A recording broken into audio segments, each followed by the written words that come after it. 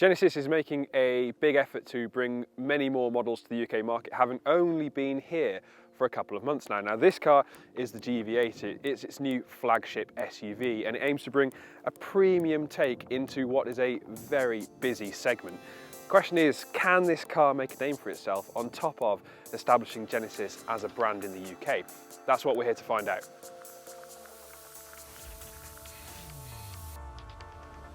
The exterior of the GV80 is typically American, and as a result you get a lot of chrome. It's all around the windows and it's around the back too, but it does help to brighten up the overall look of the car. Elsewhere, some standout features are the really large but intricate alloy wheels and these side grills, which incorporate an indicator integrated into their design, which looks really smart. You can tell that Genesis has tried really hard to make sure that the interior of the GV80 feels as luxurious as possible. It's why we've got leather pretty much everywhere, and where it isn't, you've got this wood effect and you've got this metallic trim, and altogether it feels like a very special place to be. You've got these knurled effect rotary dials here, though oddly enough they're put quite close together, so when you're wanting to change gear sometimes you go for the wrong one. It's only a small niggle, but it's something you might notice during everyday driving. Elsewhere, the buttons up top here might be familiar to those who have seen a Hyundai before, but they're well integrated. And overall, it does feel like a very special place to be. It feels like a luxury SUV, which is handy because that's just what it is.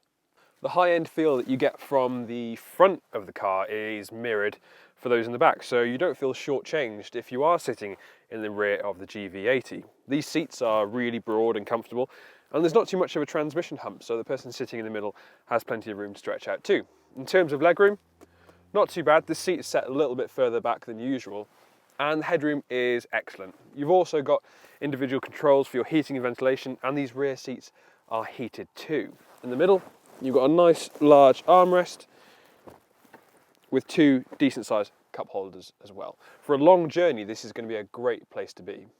It's no surprise that the very large GV80 results in a very large boot. In fact, there's 727 litres of boot space back there, and it's very square and easy to access, so loading larger items in there shouldn't prove too much of a hassle. Plus, if you do need to extend that space even more, you can fold down the rear seats at the push of a button. Of course, Genesis is a newcomer to the UK car market, but it's been selling cars quite successfully in places like America for several years now. And what kind of cars has it been selling so successfully? SUVs. So you'd like to think that it has a good idea of how to make the GV80 as good as possible for the UK. For starters, we've got a 3-litre straight-six diesel engine, and that's a really rare sight in large SUVs these days, save of course for BMWs. With 276 brake horsepower, it's more than punch enough, and a 0 to 60 time of 7.3 seconds is more than respectable.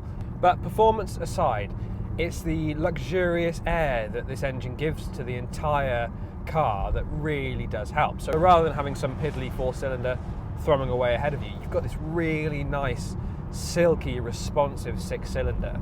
And that makes the whole car feel far more upmarket just to begin with, before you've even looked at the interior, before you've even felt the materials. It's also all-wheel drive, of course, so you do get added traction and you can take the car off-road, but let's be realistic, no one's really going to do that. The steering is quite light, so it makes the car feel a little more nimble than you might expect, given its overall size.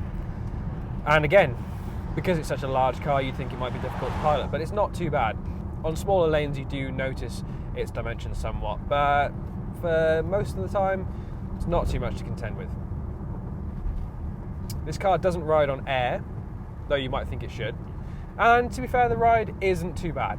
It's not as pillowy soft as you might want it to be. I'd like it to be even softer, but the byproduct of this is that it doesn't lean too much through quicker corners, and you do get a better sense that the body is being controlled when you're traveling at speed.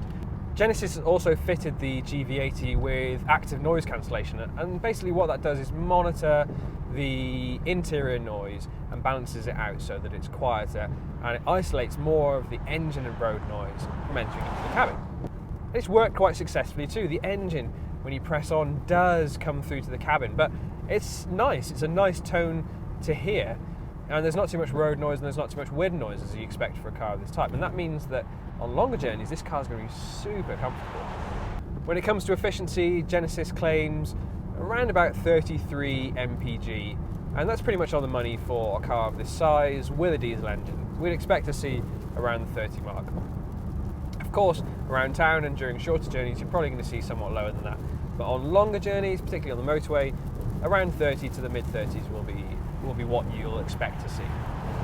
Now, regardless of which model of GV80 you go for, you get an 8-speed automatic gearbox, and it shifts really smoothly. You can take control with the pedals behind the steering wheel, but let's be honest, this is not the sort of car for manual gear changes, so leave it to its own devices, and it's really, really smooth, really responsive, and actually it judges when you want to shift down quite appropriately too.